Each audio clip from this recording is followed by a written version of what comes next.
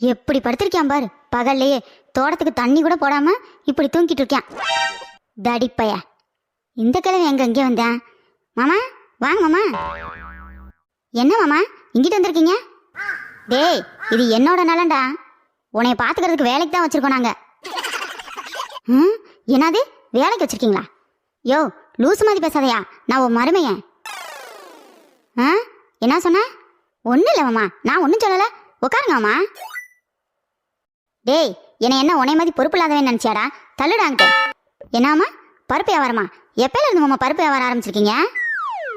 டேய் பருப்பு இல்லடா, பொறுப்பு பொறுப்பு. என்ன பருப்பு மாமா?